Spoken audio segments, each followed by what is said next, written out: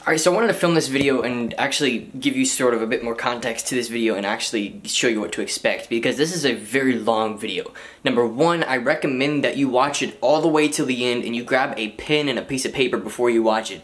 It's a very long, sort of just informal, very authentic interview with my grandma, who runs a multi-six-figure Amazon account, and that's the family account. We have a warehouse for it. We filmed the video in the warehouse. And I just wanted to share with you sort of the wisdom that she has in the world of e-commerce and in leading a team of e-commerce people to work with you. Lots and lots of value in this video, just an incredible video. But a couple things before we get going, right? Number one, if you are interested in Amazon selling in any way, shape, or form, Amazon is the freaking family business. I've grown up in Amazon, eBay, that whole world, private label, online arbitrage, retail arbitrage. We flipped shoes back in 2009. I was a part of that business. So if you are interested in Amazon, click the link in the description. My father, his team, myself, and people who have experience in the e-commerce world have put together probably one of the absolute best paid course materials you can find on the topic of Amazon. You've probably heard of other Amazon courses like Amazing Selling Machine. Maybe somebody here on YouTube has talked about it or has their own course. Thing with Proven Amazon courses, it's been around since 2008 and it's been adapted year by year based on Amazon's changes. We've had experts come in and teach their individual level of expertise as opposed to one person's opinion on different topics. Different people who are experts in these areas come in and teach, and for 300 bucks you have literally everything you could possibly need to start, build, and scale an incredible Amazon business. So I wanted to plug that because my channel is not typically about Amazon, it's more so about Shopify, it's about drop shipping, but I want to let you know that this world goes so much further than starting a stupid little Shopify store online and running some influencer ads, you know what I'm saying? So hope you guys find some value in this video. I can't wait for you to watch it. Get a pen and a piece of paper again, take some notes, and really come away from this video with some real value. I'll see you there. Hey, what's going on, everybody? Welcome back to a brand new video. In this one, I've actually got my mama with me. Got my mammy, and she actually helps run the Amazon business for the family that we've got going here. We do some RA, some OA, some private label. They've got their own brands here, and it's officially a multi. It's above six-figure yearly. I mean, it's a very established Amazon warehouse here that we've got running, and I pop in every now and again and just see how it's going. But she does like 90-95% of like the management, the leadership, everything is handled really by her in a major way. And so I just wanted to sort of have her on YouTube and just share with you like my mammy. Like, I don't know. I feel like it'd be really, really cool for you guys to sort of experience like what an Amazon business can turn into. And she's built a team of people that actually come in and help. She's got people on different areas of the business, the prep. She's got people on accounting. It's a legitimate business that she's launched off of Amazon. And so, well, why don't you introduce yourself? I've talked about you a little bit at this point. So just tell people sort of how it started and tell them about sort of your role around here. Okay, awesome. Well, Trey's dad, my son, asked me to come in and look at his Amazon business and see what I could do to kick it up a notch. And that was probably 4 years ago, a little over 4 years ago. And when I looked at it, it's pretty much scared me to death. But Yeah. I was familiar with eBay and selling on eBay, and I actually... That's all right. We'll keep going. I actually kicked up my eBay business every single holiday, so I'd have money for the holidays. Yeah.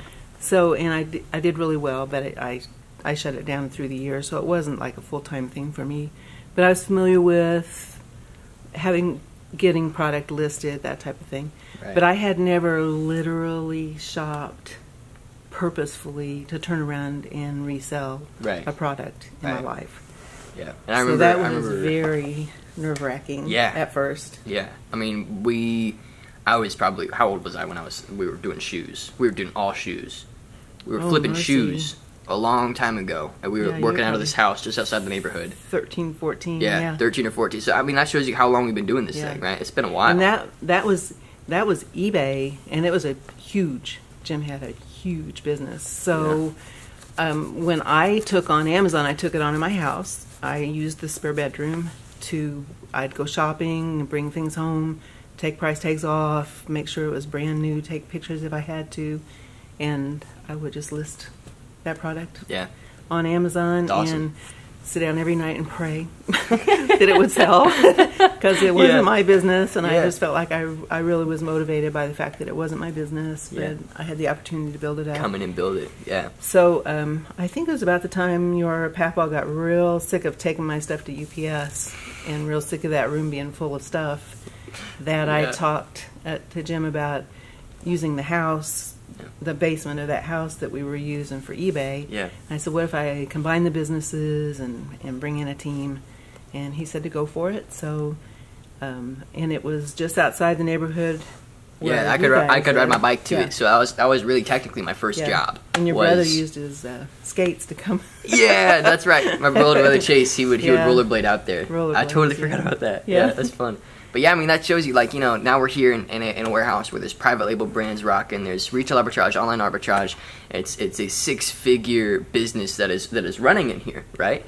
And it started off with really humble beginnings. Like, literally, I mean, I remember, like, we had probably like only like 6 or 7 shelving units, and we were just like shoes, you know, just all shoes. Yeah. And it was just like I was so tired of looking at freaking shoes. But it scaled really quickly. We had to wait till we cleared out a shelf to go shop and buy more stuff. Yeah. Yeah, I remember that. It was rough, and everybody had to do this little dance to get around each other. We were so cramped in that space. But what we did was we brought in we took a retail space that really should have been, you know, a storefront, and turned it into a warehouse, and used part of it for offices and part of it for... That's you're talking about this right here. Where we are. Yeah, here. This is technically, this is a part of a strip mall here, really technically. So, you know, like really just next door is an Anytime Fitness, and on this side there's a Mexican restaurant. Right. You know, and here we are, the Amazon and across business. the parking lot is a pizza place. Yeah, we got what is it, Chicago's Pizza, like right there. Set up. Yeah, you guys are set. They got food and they got workout. You pretty much live here and run your business here if you wanted to. It's awesome. We could put a little apartment in. Yeah, some little hammocks in the back, just chill out. Then it'd be like having it in my house again. Yeah, exactly. So, okay, well, I think one of the most attractive parts about what's been built here is the team, right? Because a lot of people, I mean, I know a lot of my audience, you know what I'm saying? Like, I think a lot of my audience, they're single, like, a lot of them are my age, too. You know, 18, 19, 20. I got some college age, and I got the youngest I've seen do well is a 14-year-old kid who's in my Facebook group who shared just insane numbers. So that's like the youngest I've seen. But I think the most attractive thing about what you guys have built is a team, right? And so if you don't mind sharing sort of the process of like the slow build to the point where you're at now with some like loyal, not just employees, but like team members. You know, they're not like you're all working on this thing, No, that's important. Yeah. Trying to add people to the team and having them buy in to what we're doing was probably the biggest challenge. The first person I put on the team was someone who desperately needed a job, but was willing to do all the things that I could just delegate to her and never think about it again. I could just box tape. You know? Taping boxes. Tape these boxes, put the labels on. And so it was simple projects. She really didn't mind, and she really wanted to learn the business. So once she learned it, she learned how to list on Amazon, just all the little nitty-gritty details. She started screaming for help because she freed me up to do all the buying, the shopping, the new products, get them listed and all that. She was able to free me up for that, and all of a sudden I was doing more than she could manage, and I had to bring someone else in. I was real careful to have people that were contract rather than employees, so that I could just say, well, you may be on call 3 or 4 times a week, or you may only get 15 or 20 hours at first, that type of thing. And then I build them in as things worked out really well for them. But I have a natural skill of being able to see people's talents and develop those talents. So as I saw that they had skills or talents in other areas, then I would pull them in and go ahead and shift them around to some. And I've managed to surround myself with really creative people. That helps a lot. But one of the things that really helped me along the way, and it's not, I don't always have a virtual assistant, but there are times when for 2 or 3 months I'll have a virtual assistant that will just take over every take over a whole project from beginning to end, and I don't even have to think about it. Yeah. So That's sometimes really it's nice. people in the building, sometimes it's people working from home working for us. Yeah. Yeah. It's totally flexible. Yeah, absolutely. Totally modern, Grandma. Yeah, I love it. I love it. She helps me with my iPhone crap. Like I'll come in here and like have Mac issues, and my mom will I'm give it so to me. iPhone. I need to figure this out for you. My word, it's funny. I Yeah, know. it's awesome. It's super cool. But yeah, no, I think that's again that's the most attractive thing. I think so many people undervalue, and they're afraid to give control to people that they trust. Right. You know? The easiest way to do that is to delegate something that you do repetitively. Yeah. Kind of a no-brainer. Yeah. Delegate that and just watch how they react to that and how they come back with creative ideas. Yeah. And then all of a sudden what you've done is replicated yourself because you were doing it. You didn't think of those ideas. Yeah. Now they're doing it. They're thinking of totally new ideas, and all of a sudden the business is growing Yeah. because they're buying in. Yeah. And as well, you put yourself in a position where you're doing what you're best at. Right. You know, That frees me up. Frees you exactly. Yes, so definitely. if there's any one like takeaway, so I mean, this has been a 10-minute video-ish so far. If there's any one takeaway from me, if I were watching this as a newbie, it'd be like, okay, yeah, I see the value of team building. Right. And so, do you mind speaking on like the value and like not just the value, but like the necessity if you want to build a business of putting people where they need to be? Okay, yeah, that's good. That's good, right? Yes. Year before last, we spent the whole year cross-training everybody on every little project that we do in the building because I needed to see what people's skills were and make sure they were in the right place. Yeah. Plus, I needed to see more of a buy-in as a team where they didn't mind covering for someone else and doing something unique. Yeah. Right. That really isn't their assignment. Right. So, and it kind of filtered out a few people, which is okay. Yeah. But having people in the right niche or niche, or whatever you say, niche.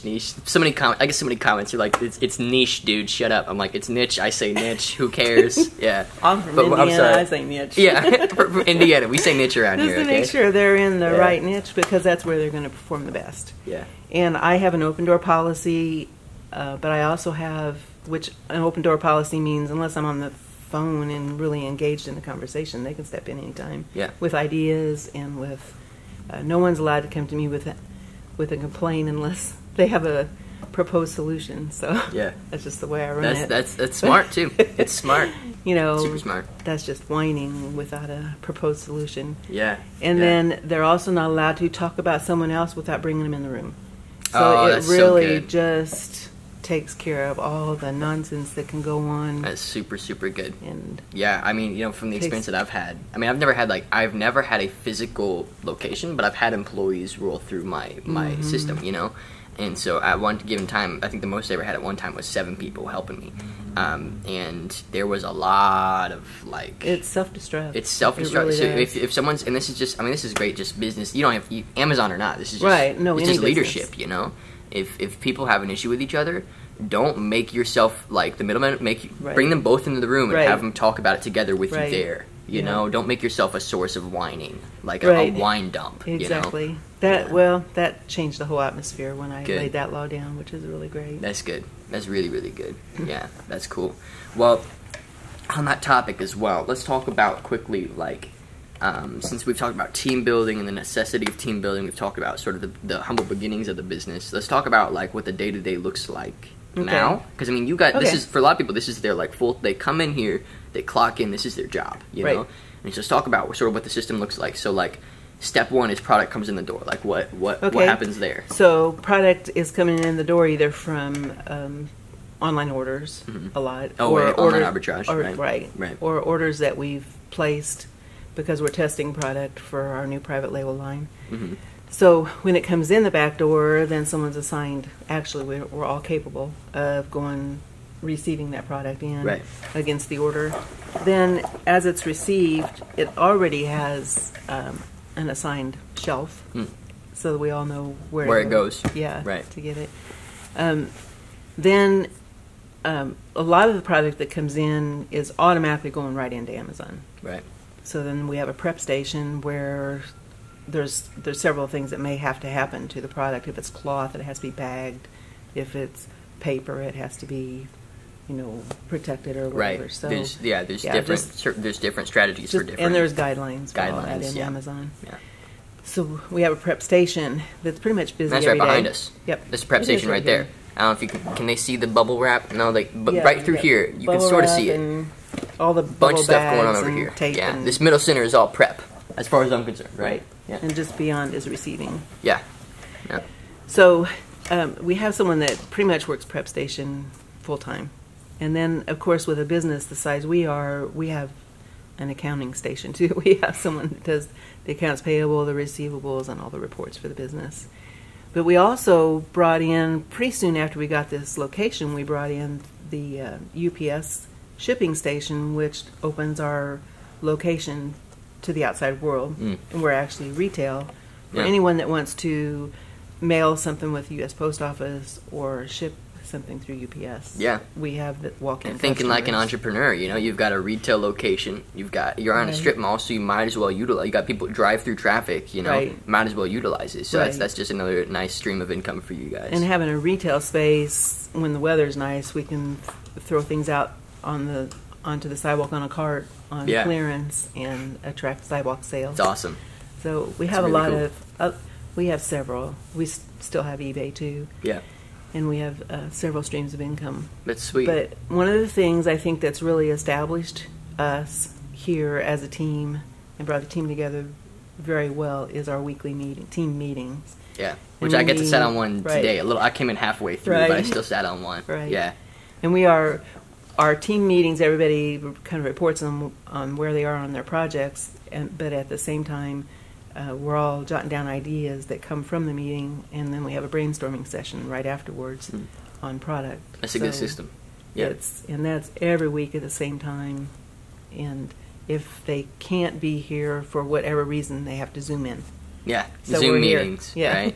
Yeah.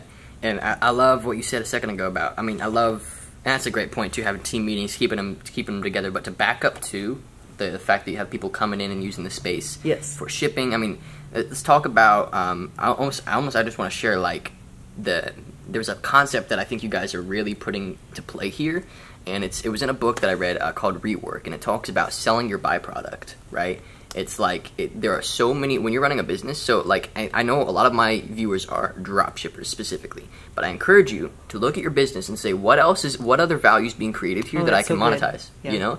Because don't limit yourself to just, that $3,000, $4,000 a month with your random drop shipping products. Like, there's so much you can do, like specifically for drop shippers. You understand social media, you can start a social media agency like tonight if you wanted to, you understand branding, you can put up a branding consulting firm, there's so many. So what they've done here is they're not just an Amazon business now, but every single possible byproduct, they've monetized it. So sell your byproduct, figure out what other value do I have that I can bring. And that really stood out to me. I just think that that's a really valuable thing, especially for a lot of beginner entrepreneurs to hear. Oh, that's good. There's so much value, so much value being created. Whenever you commit to an idea like this one, there's 1,000, like, it's almost like there's 1,000 things you guys could be doing. Exactly. There's so much, and the day's never long enough. Yeah.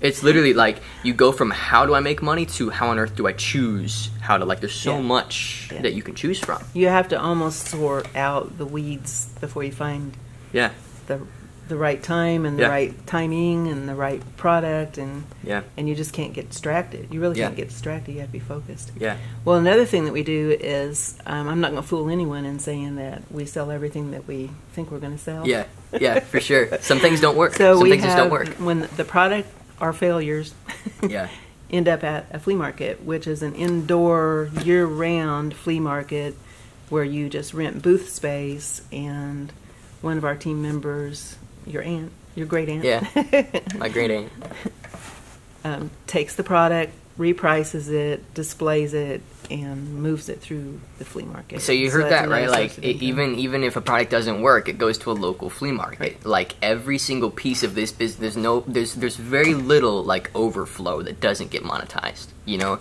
there's a lot that you can learn from that. Exactly. There's a lot that you can learn from that. Yeah. Well, let's see. What else can we talk about? Let's talk quickly about sort of the amount of, like, I talk a lot about on this channel about, like, momentum. Like, let's talk a bit about, like, some of the harder times of the business, and as well as some of the highlights. Like, because I mean, you know from running a business that, like, it's all about momentum. Like, you'll have a great year, and then you'll ride that, you'll coast, and you'll go back down. Right. You know? Right. So let's talk about, like, some of the, like, this was hard, this was a hard month, and let's contrast it with, like, one of the best that you've ever had. Okay. Well, we are actually in a plateau right now. Yeah. Yeah.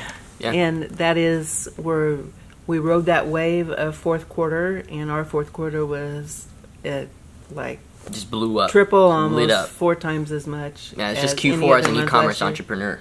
Right. You know, just happens. Right. Yeah. So January was great because January is still kind of, everybody's still in spending mode. Mm-hmm. Mm-hmm. But February, towards the end of February, things kind of took a dive. Yep. So we just see that as an opportunity to just slow down, refocus, yeah, throw out what didn't work last year, and come back with ideas. And right. Our brainstorming sessions have just been just over the top. Yeah, it's cool. Just unbelievable. Really cool. But there's some scary times when you wonder. I'm thankful that I have a lot of contract people and I don't make a lot of promises. Yeah. Because there are scary times where you think, am I going to be able to pay these people? Yeah. But as soon as I have that thought, we all come together and we have new ideas that we can experiment with that make good, and we all, I think it's because I have the buy-in that we all realize that we're on this roller coaster together. Yeah. Yeah. Hang on. You're a team, right? Yeah. Yeah. It's a great team. Well, let's talk about, so we know, February this month, and it's, for so many e-commerce entrepreneurs, it's the same deal, Yeah, it's a slow month. But let's talk about what things looked like during Q4. Let's talk about the high of how that felt and the things that you can learn from a major experience like that. And if there's any other times that you can think back and just like, man, that was a good week. Like, let's talk about those. Let's share those. Okay. Yeah. Well, a good week around here or a good month around here is when something that was your idea goes nuts on Amazon, and I mean, we're all dancing in the warehouse. Yeah. It's so awesome. A bad week is when you have to pull something back. Yeah. From Amazon, and because the fees just aren't worth it. And, yeah. You don't. It's just not worth fussing with anymore, which, it breaks all of our hearts, but we just, it's just not now worth, we just do it. And and that's the thing, too. We try not to stay too attached to any of our products. Yeah, and they've done a great job of really, like, and I know you say you try not to stay attached to your products, but, like, there's still, like, I want to, she just showed me their newest private label, and she was, like, hugging it. She's like, I can't wait. And I want to sort of talk on, like, I mean, you guys, like, you have done such a good job of putting the right amount of emotional investment, right? Like, I don't know if that's, is that a nice thing to say? Because it's like, if you have too much, then there's an issue. But if you have too little, defeated when it fails. And so they do a great job. Like, when a product rocks, they're like, heck yeah! Like, they have a celebration. It's like they're rock stars. And if it doesn't work, they're like, okay, let's go and let's keep going. Right. So if you don't mind hitting on, like, how you can establish that sort of a culture, because with team building comes a as a leader, you're expected to sort of, like, communicate. Like, it's not always going to be Q4, right? So let's talk about like how you can keep your emotions where they need to be when running a business like this. Okay. Is that a topic you think you can hit? Because that's a big question, right? It's a big question. Good. Yeah. Okay, I understand where you're coming from. Yeah. Well, you may be asking the wrong person, because I'm kind of like, even all the time. So, every once in a while, there'll be a little bump of excitement and a little. Well, that's where it needs to be, though. Yeah, that's really when you're running a business. It might be that I'm just kind of maybe have that right personality for that. Yeah. But it's neat because I'm that personality. It kind of challenges everybody to kind of pull in and not get so devastated and kind of keep it down a little bit. When they get excited, they now can remind themselves, it's not going to be like this every day, that we can rejoice today. Yeah. So I think probably because my personality is that way. So if I was somebody super pumped all the time, I can see where it would be extremely devastating. Yeah. So bringing yourself down to reality, I guess. Yeah. Reality is December is paying our bills right now. Yeah. Right. And reality is all this think tank stuff that we're doing right now, preparing for fourth quarter of 2018. Yeah. Is going to pay the bills next February. Yeah. Right. So thinking that far ahead. Right. I think that's a great answer. Comfortable. Yeah. comfortable in today. Yeah. Knowing That's that a everything great you're doing answer. today is going to benefit you gonna work. tomorrow. Yeah. Yeah. And I think that's a great, I think, you know, there's a lot of people who really get emotionally distraught, like in Right. any business, you know, Right. that's just, it's Right. how, but I think the answer to that, and I've never thought about it that way actually, Mamaw, is I said Mamaw. I love it. We had a conversation before. She's like, "Do you want to call me Mamaw on my YouTube channel?" I'm like, "Yeah, I want to call you Mamaw. Like, what else would I call you, Judy? That's weird." Yeah. Judy's my name. Judy's her name. Yeah. But no, what was I saying? I was saying, I'm sorry. What was I saying? As emotions. Shoot, I totally lost my train of thought. Oh no. Do you remember? No. It's okay. Sorry. Shoot, give me a second. No, I was talking about, yes, with any business model, right? You're gonna attach yourself emotionally to it because it's just how we work as humans. When we put our like hands to something, our heart attaches to it too. You know, it's just every time. Definitely. But I think the answer to that is saying, okay, especially when you're running a business. When running a business, the question you have to ask is, okay, what is today doing for tomorrow? And what is that day going to do for the day after it, you know?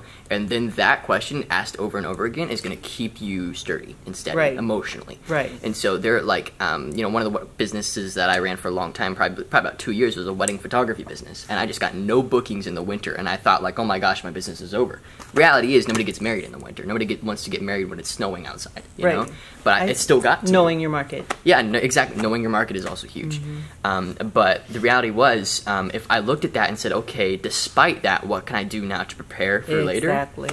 I would like spend, you know, a bunch of money on ads, make sure people knew I existed, so that come, you know, February, March, when it's springtime, people are getting engaged. I just get a buttload of business. Like if you know, you know, what's hindsight is always 20/20. If I knew that then, that's what I would have done. But instead, I attached my heart to where my hands were, and it really affected my sort of my logical thought process on the business. Right. Yeah. Okay. So I have an example of basic. Well, okay. And So when I think I'm sorry as well. We're okay. at 25 minutes. Let's do 30. Just so you can keep track. Just lean over and just check the time whenever, just so we sort of keep track. Okay. So when I first started, I did, and Jim was good with this.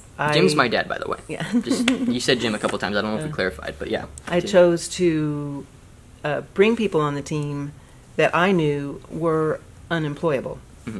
So that meant I was going to have special issues with the team that ordinarily people would weed out. So I brought them in, and I kind of took a personal responsibility for coaching them and helping them along, but I didn't take responsibility for their action. They had to take responsibility for their own actions. Yeah. So the team had a lot of turnover at first, is what I'm getting at. Yeah. But it was because I had a certain level of action and responsibility out of them that I expected that they couldn't match up to. But my goal for each one, and they knew that coming in, was for them to be reemployable if they ever left. Or if they wanted to continue it's a bunch of fun. To work for us. And we've managed to retain some, and the experience of that taught me, or I think it took that little tiny edge off of me having some ownership of them. You know what I'm saying? I know exactly what you're saying. Or that emotional attachment you were talking about. I had to sever that emotional attachment and make sure we were doing business right.